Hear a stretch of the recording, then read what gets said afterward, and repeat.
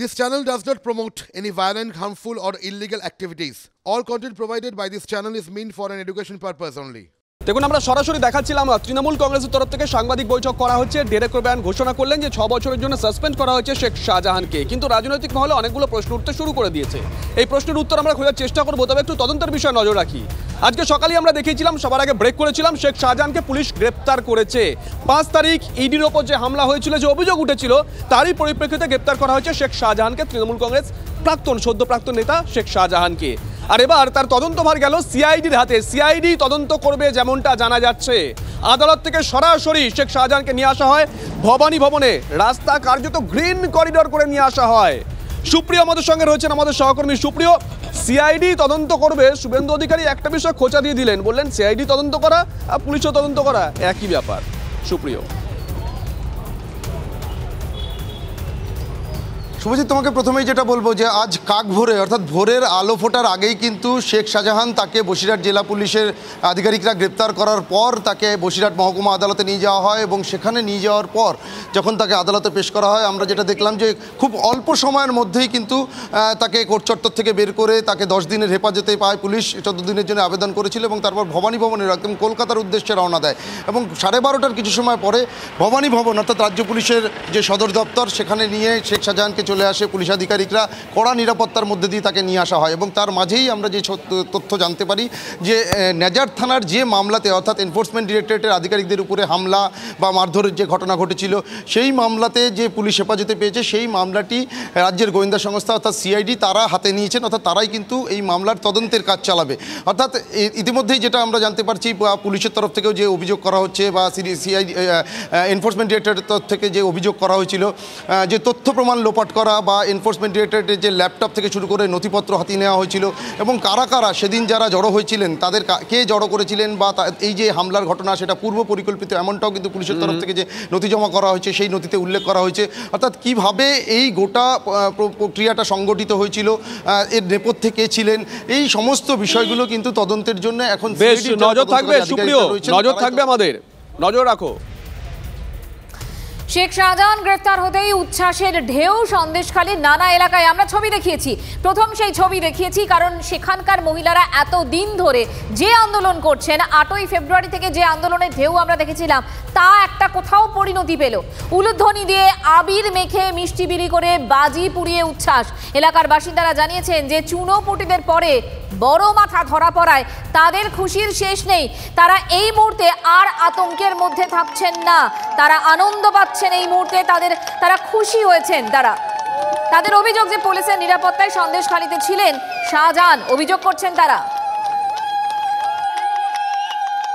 55 দিন পরে আমরা অনেক সুরক্ষা বা শান্তি পেয়েছি মনে।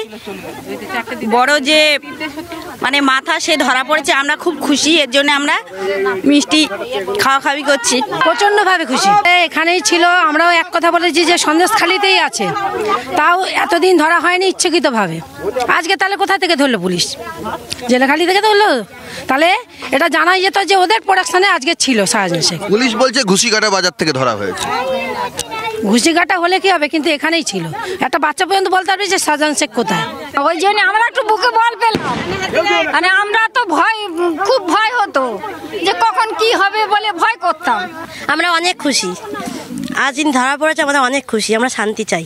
এটা চাপে পড়ে করেছে পুলিশ প্রশাসন, নিজে থেকে তো করেনি।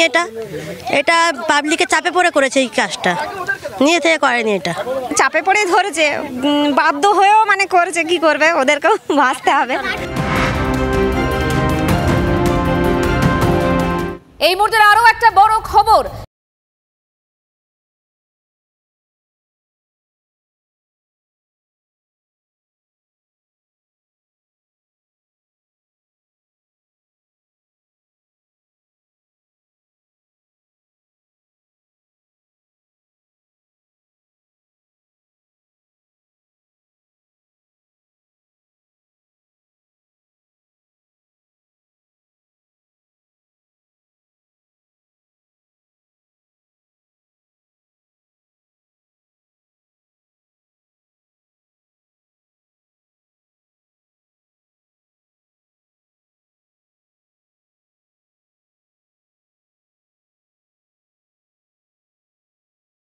দেখো, এই আমির আলী গাজী শাহজাহান শেখের অন্যতম একজন ঘনিষ্ঠ অনুগামী বলে পরিচিত, বা তার শাহজাহান শেখের অন্যতম রাইট হ্যান্ড বলে পরিচিত, এমনটাই জানা যাচ্ছে পুলিশ সূত্রে। এবং যেটা জানা যাচ্ছে যে একজন ICDS কর্মী, একজন মহিলা কর্মী নির্যাতনের অভিযোগ করেছিলেন, যার অভিযোগের ভিত্তিতে তার গোপন জবানবন্দি আদালতে নেওয়া হয়। সেই গোপন জবানবন্দিতে এই আমির আলী গাজীর নাম উঠে এসেছিল এবং তারপরেই পুলিশ তার তদন্ত শুরু করে এবং তার খোঁজ শুরু হয় এবং অবশেষে তাকে গ্রেফতার করা হয়েছে, যদিও এখনও পর্যন্ত তাকে আদালতে পেশ করা হয়নি। ফলে তাকে নিয়ে এসে আগামীকাল সম্ভবত আদালতে পেশ করা হবে এবং তার এই গ্রেফতারির ফলে একদিকে শাহজাহান এবং তার ঘনিষ্ঠ অনুগামীর এই গ্রেফতারি কিন্তু একটা বড়সড় পদক্ষেপ বলা চলে রাজ্য পুলিশের তরফ থেকে। তার কারণ দেখা গেল যেভাবে শাহজাহানের ওপর থেকে রক্ষা কবচ হটে যাওয়ার পর বা রক্ষা কবচ নেই সেটা আদালত বলার পর যেমন তাকে গ্রেফতার করা হলো, আর শাহজাহান গ্রেফতার হওয়ার পর কিন্তু এক এক করে তার যা অনুগামী রয়েছে, তার যে শাহজাহানের টিমের যারা মেম্বার, শাহজাহানের সঙ্গেই যারা বিভিন্ন জায়গায় মানুষকে ভয় দেখিয়ে বেড়াতো, সন্ত্রাস ছড়িয়ে বেড়াতো, মানুষের উপর নির্যাতন অভিযোগ দিনের পর দিন করে বেড়াতো, তাদের একের পর এক প্রশ্ন একটাই যে এই যে শেখ শাহজাহান তারপর আমির আলী গাজী এই যে পরপর পুলিশ এদেরকে ধরতে পারছে, গ্রেফতার করতে পারছে, বেশ পরপর হয়ে যাচ্ছে, এতদিন হলো না, এটা খুব কাকতালীয় না? দেখো, বিরোধীরা যেমন বারবার বলছেন যে এই শাহজাহানদের ওপর মাথার উপরে তার প্রভাবশালীদের হাত ছিল, যখন থেকে প্রভাবশালীদের হাত সরে গেল তারপরে দেখা গেল শাহজাহান গ্রেফতার। ফলে সেই শাহজাহান যাদের উপর হাত রেখেছিল এই আমির আলী গাজী বা অন্য যারা রয়েছে, শাহজাহান গ্রেফতার ফলে তাদের উপর থেকেও শাহজাহানের হাত সরে যাওয়ার ফলে তাদের গ্রেফতারিতেও আর কোনো বাধা রইল না, এমনটাই অভিযোগ কিন্তু বিরোধীদের তরফ থেকে করা হচ্ছে। ফলে শাহজাহান গ্রেফতার হওয়ার পরবর্তীতে এরপরে আরও তার যে অনুগামী এবং যার যে গোটা টিম, যারা মূলত সন্দেশখালী, মিনাখা, মালঞ্চ এই সমগ্র এলাকায় তারা বিভিন্ন জায়গায় রাজ করে বেড়াতো, অশান্তি ছড়িয়ে বেড়াতো, মানুষের ওপর মানুষের জমি দখল থেকে শুরু করে মহিলাদের উপর নির্যাতন, মহিলাদের উপর অত্যাচার, এই ধরনের ঘটনার সঙ্গে যারা যুক্ত তাদেরকে এক এক করে কিন্তু পুলিশ গ্রেফতার করছে। ফলে বলা চলে শাহজাহানের যারা ডালপালা মেলেছিল সেই ডালপালাও এক এক করে ছাড়তে শুরু করেছে এই জেলা। সুজয়, আরেকটা প্রশ্ন অত্যন্ত গুরুত্বপূর্ণ, সকালে আমরা ব্রেক করেছিলাম, তুমি ব্রেক করেছিলে যে ইডি সদর দপ্তরে পৌঁছে গেছে শাহজাহানের গ্রেফতারির খবর, ইডি এবার কি করবে?